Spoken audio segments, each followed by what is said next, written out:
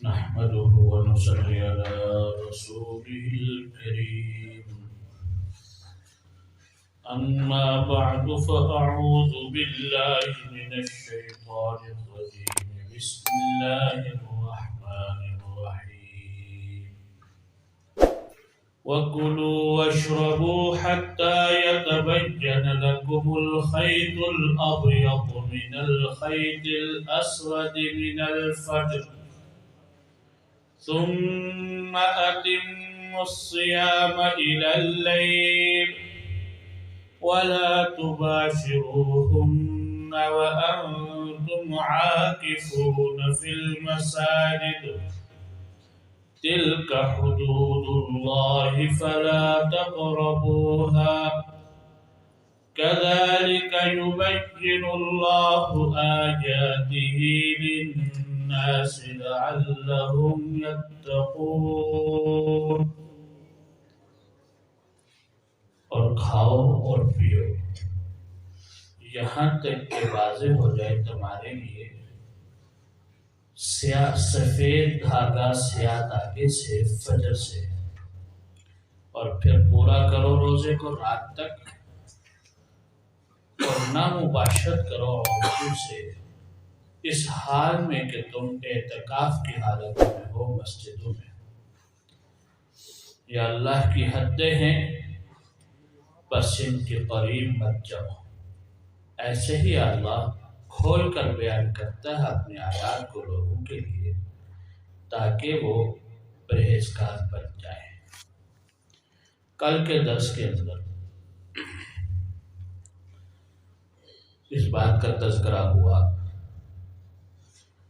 کہ صحابہ کرام رضوان اللہ اجمعین کی ابتدائی زندگی میں جب روزوں کی فرضیت ہوئی تو مغرب کے بعد کھانے پینے کی اجازت تھی اس وقت تک جب تک سو جاتے. اگر عشاء کے بعد سو گیا تو پھر اس کے بعد کھانے پینے اور خواہش نفس پوری کرنے کی اجازت ختم ہو گئی. اللہ رب العزت نے جب دیکھا کہ صحابہ پر یہ حکم شاق ہو رہا ہے، مشکل ہو رہا ہے، تو سہولت فرمائی اور پھر فجر تک کھانے پینے کی اجازت دی. چنانچہ فرمایا وَكُلُوا وَاشْرَبُوا حَتَّى يَتَبَيَّنَ لَكُمُ الْخَيْطُ الْأَبْيَضُ مِنَ الْخَيْطِ الْأَسْوَدِ مِنَ الْفَجْرِ، کہ اس وقت تک کھاؤ پیو یہاں تک کہ رات کی سیاہی صبح کی سفیدی سے بالکل واضح تمہیں نظر آنے لگے. جب یہ آیت کریمہ نازل ہوئی تو عدی بن حاتم رضی اللہ تعالی عنہ انہوں نے اپنے تکیے کے نیچے 2 دھاگے رکھ لیے اور وہ کھاتے پیتے رہے.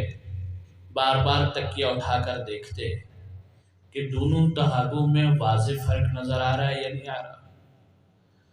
اور جب وہ دونوں دھاگے ایک دوسرے سے بالکل واضح نظر آنے لگے تو آپ نے کھانا پینا چھوڑ دیا. اس طرح اور صحابہ کے بارے میں بھی منقول ہے.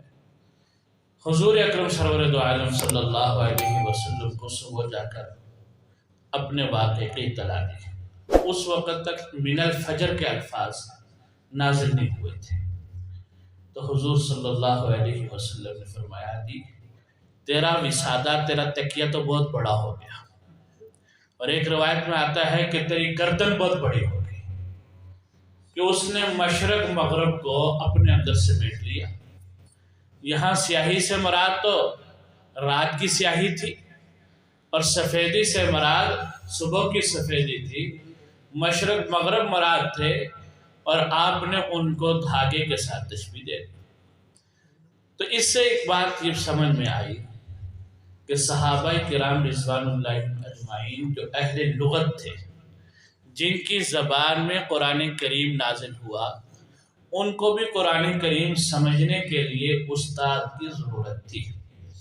بغیر استاد کے وہ قرآن کریم کو سمجھ نہ سکے. اور اگر آج کے اس دور کے اندر کوئی اٹھ کے یہ دعویٰ کرے کہ ہمیں قرآن کریم سمجھنے کے لیے کسی استاد کی ضرورت نہیں، ہمیں قرآن کریم سمجھنے کے لیے صحابہ کے اقوال کی ضرورت نہیں، حضور صلی اللہ علیہ وسلم کی حدیث کی ضرورت نہیں، نعوذ باللہ من ذالک، تو وہ گمراہ ہو سکتا ہے، قرآن کا صحیح طریقے سے ترجمہ اور تشریح وہ نہیں کر سکتا۔ کیونکہ اہل لغت ہونے کے باوجود اگر صحابہ کو ضرورت تھی تو ہم جو عجمی لوگ ہیں لغت سے واقف نہیں، ہمیں بطریق اولا استاد کی ضرورت ہے۔ اس لیے قرآن کریم کو خود سمجھ کر پڑھنا اکثر فتنے کا باعث بنتا ہے۔ بہت لائق لوگ، بہت پڑھے لکھے لائق اور ہر میدان کے اندر آگے نکلنے والے لوگ بغیر استاد کے جب انہوں نے قرآن کریم کا مطالعہ شروع کیا، قرآن کریم کی تفسیر شروع کی، تو بہت ساری کوتاہیاں ہوئیں، بہت ساری غلطیاں ہوئیں اور سیدھے راستے سے بھٹک گئے۔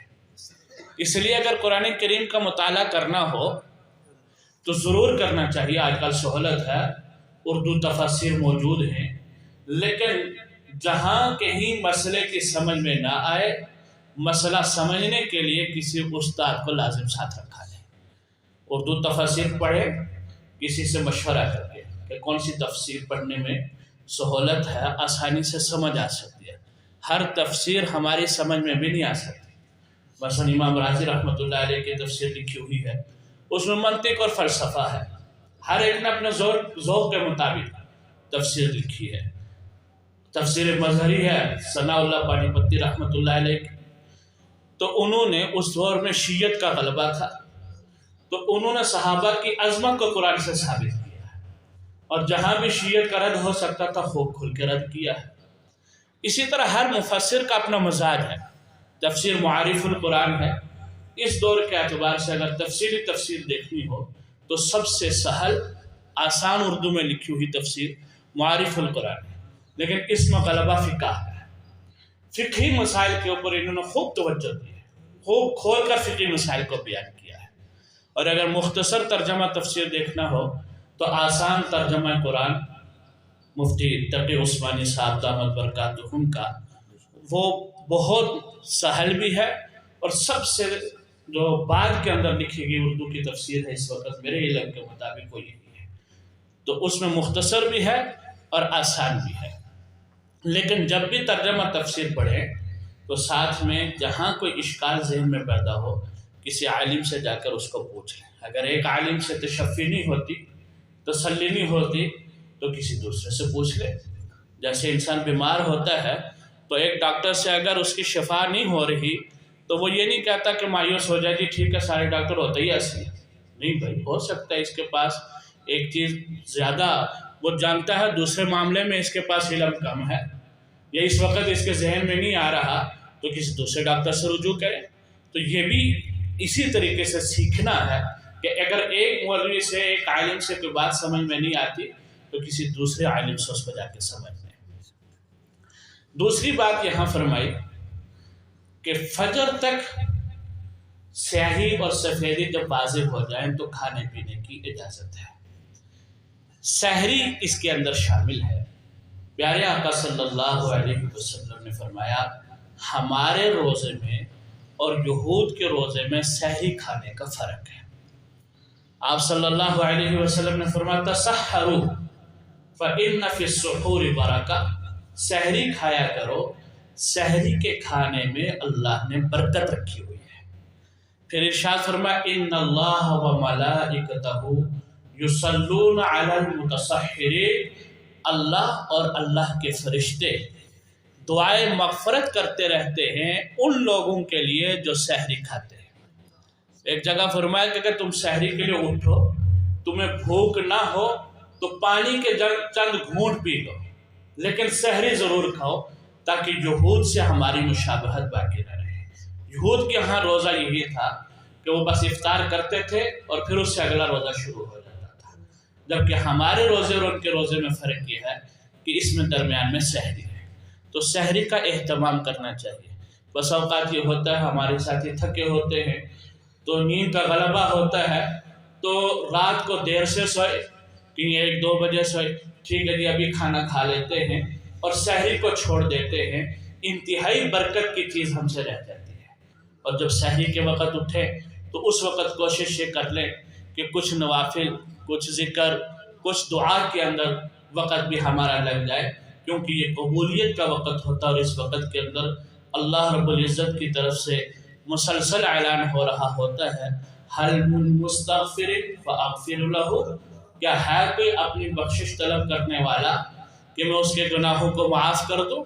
حل من مسترزق فارزق لہ، ہے کوئی اپنا رزق طلب کرنے والا کہ میں اس کو رزق عطا کروں؟ ہے کوئی اپنے حاجات کا سوال کرنے والا کہ میں اس کے حاجات کو پورا کروں؟ تو یہ اعلان ہو رہا ہوتا ہے۔ اللہ کی رحمت وہ آسمان دنیا پر ہوتی ہے اور پورے عروج کے اوپر ہوتی ہے، اس وقت کے اندر جو دعا مانگی جاتی ہے وہ رد نہیں ہوتی۔ تو اس لیے جب سحری کے وقت کو اٹھے تو کچھ نہ کچھ وقت ایسا ہو جس کے اندر ہم اللہ سے مناجات کریں، اللہ رب العزت کے سامنے سجدہ ریز ہوں، کچھ تلاوت ہو جائے، کچھ ذکر ہو جائے، تاکہ رمضان کی یہ اوقات ہمارے قیمتی بن جائیں۔ آگے فرمایا وَلَا تُبَاشِرُوهُنَّ وَأَنْتُمْ عَاكِفُونَ فِي الْمَسَاجِدِ، اور تم مباشرت نہ کرو ان عورتوں سے اس حال میں کہ تم مسجد میں اعتکاف کی حالت میں ہو۔ تو یہاں اعتکاف کو بیان کیا گیا۔ اعتکاف حضور اکرم سرور دو عالم صلی اللہ علیہ وسلم نے رمضان کے پہلے عشرے کا بھی فرمایا، دوسرے کا بھی فرمایا اور تیسرے کا بھی فرمایا۔ اور جب آپ نے تیسرے عشرے کا اعتکاف فرمایا تو آپ نے فرمایا کہ میں نے یہ جو اعتکاف کیا ہے لیلۃ القدر کی تلاش میں کیا ہے۔ تو یاد رکھو کہ لیلۃ القدر رمضان کے آخری عشرے کی تاک راتوں میں تلاش کیا کرو۔ تو اسی لیلۃ القدر کی تلاش کے لیے آخری عشرے کا اعتکاف مسنون قرار دیا گیا۔ سنت مؤکدہ علی الکفایہ ہے۔ علی الکفایہ کا معنی یہ ہے کہ اگر چند لوگ اعتکاف بیٹھ جاتے ہیں تو سب لوگوں سے گناہ ثابت ہو جاتا ہے، اور اگر کوئی بھی نہیں بیٹھتا تو پورا محلہ سنت کے ترک کا گناہ حاصل کرتا ہے۔ جس طرح مردوں کے لیے ہے ایسے ہی اعتکاف عورتوں کے لیے بھی ہے۔ عورتوں کے لیے حضور صلی اللہ علیہ وسلم نے خود فرمایا کہ ان کے لیے بہترین جگہ ان کے گھر ہے، تو وہ اپنے گھروں کے اندر اعتکاف بیٹھے، اس میں ان کے لیے اجر و ثواب زیادہ ہے۔ اگرچہ مسجد میں بیٹھنے کی ابتداً اجازت تھی، لیکن حضور صلی اللہ علیہ وسلم نے جب خود فرما دیا کہ گھروں میں اعتکاف میں ان کے لیے ثواب زیادہ ہے، اور آج کے دور میں تو مسجد میں آنا فطرے سے خالی نہیں ہے، اس لیے بعد کے فقہا نے یہی کہا ہے کہ عورت کا مسجد میں آنا کیونکہ فطرے کا باعث ہے اور اس کو ثواب گھر میں زیادہ ملتا ہے، تو وہ نماز بھی گھر میں پڑھے اور اعتکاف بھی گھر میں بیٹھے، اور گھر میں اس جگہ کے اوپر اعتکاف بیٹھے جو نماز کے لیے مخصوص کی ہوئی ہے۔ گھروں کے اندر کوئی جگہ ایسی ہونی چاہیے جو ہم نماز کے لیے مخصوص کر لیں اور وہاں پر اعتکاف کریں۔ اگر مخصوص کی ہوئی نہیں ہے تو اعتکاف کے دنوں میں کوئی جگہ مخصوص کر لیں۔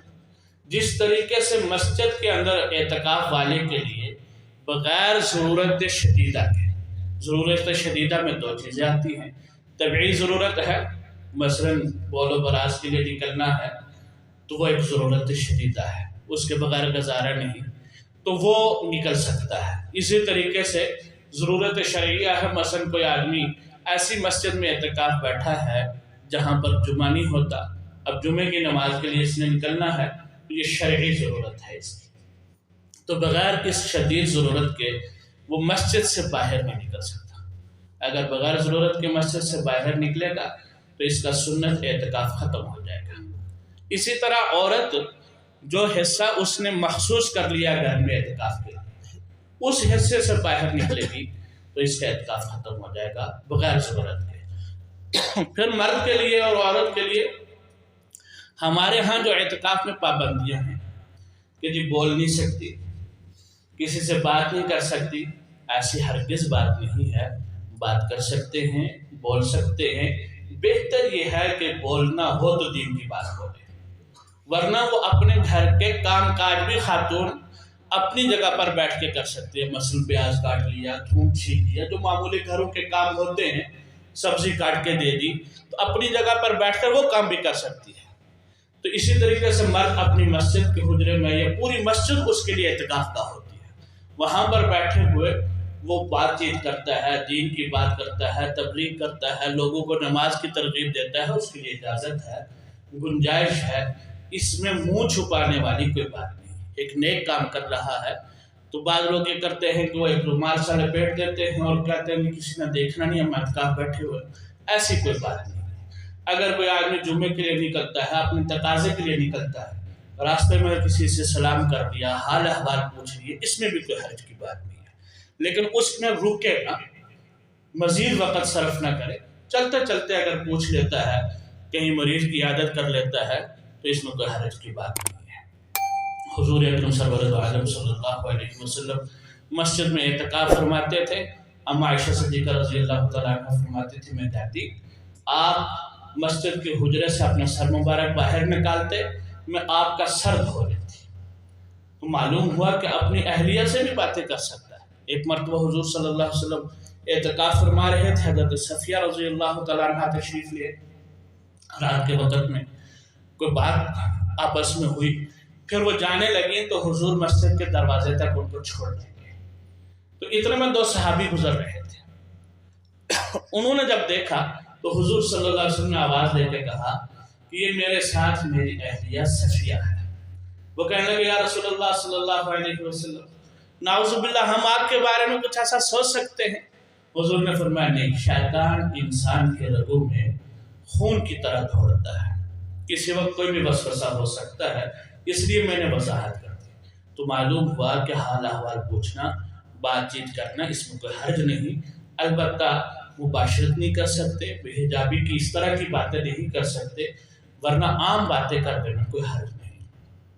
आगे फरमाया, दिल का हुदूदुल्लाह, ये अल्लाह की हदें हैं, फला तक़रबूहा, इनके करीब मत जाओ। इसी लफ्ज़ से उलमाए अहनाफ ने ये मसला लिखा है कि जब ये फरमाया कि हद के करीब ना जाओ, तो हद में कुछ वक्फा रखना चाहिए। और वक्फा रखने में सहरी और इफ्तारी के अंदर अगरचे अफजल यही है कि इफ्तारी में जल्दी की जाए और सहरी में ताखीर की जाए। प्यारे आका सल्लल्लाहु अलैहि वसल्लम फरमाया, मेरी उम्मत उस वक़्त तक खैर पर रहेगी जब तक सहरी में ताखीर करती रहेगी, इफ्तारी में जल्दी करती रहेगी। लेकिन इसमें मसला ये लिखा कि क्योंकि शक के मौके के ऊपर हो सकता है कि कहीं हाथ के करीब जाते जाते हाथ से तजावुज़ हो जाए, इसलिए एहतियातन इफ्तारी के अंदर 2-3 मिनट ताखीर कर ले और सहरी के अंदर 2-3 मिनट जल्दी कर ले, ताकि कहीं हद के करीब ना पहुंच जाए। बाज़ पुराने हमारे बुजुर्गों से हम सुनते आए थे कि जी आज़ान होने तक खाने पीने में कोई हद नहीं, जब तक आज़ान ख़त्म होते खाते पीते रहे।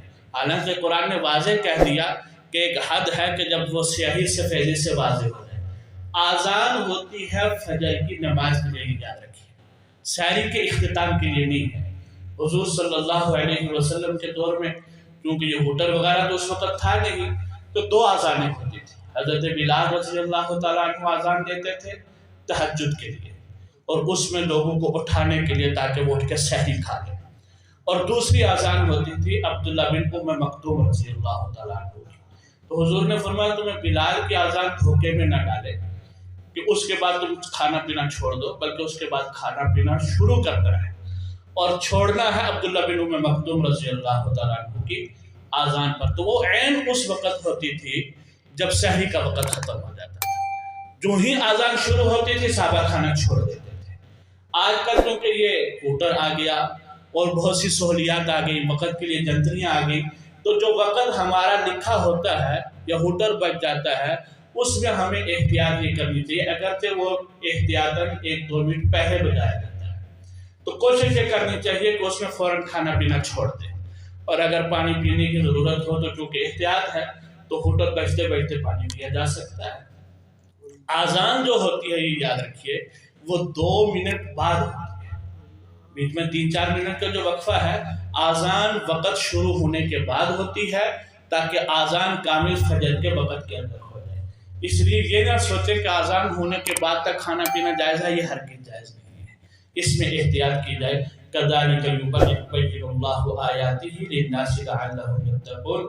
ऐसे ही अल्लाह खोल कर लोगों के लिए अपनी आयात बयान करते हैं ताकि वो परहेज़गार बन जाए। अल्लाह जल्ल शानुहु से दुआ, अल्लाह हमें परहेज़गारी वाली दौलत नसीब फरमाए और नेककार लोगों के साथ हमें सोहबत नसीब फरमाए। آمين الحمد لله رب العالمين والصلاة والسلام على سيد الأنبياء والمرسلين اللهم رب اغفر وارحم وتجاوز ما تعلم أنت الأعلى والأكرم صلى الله تعالى على خير خلقه محمد وآله وصحبه أجمعين برحمتك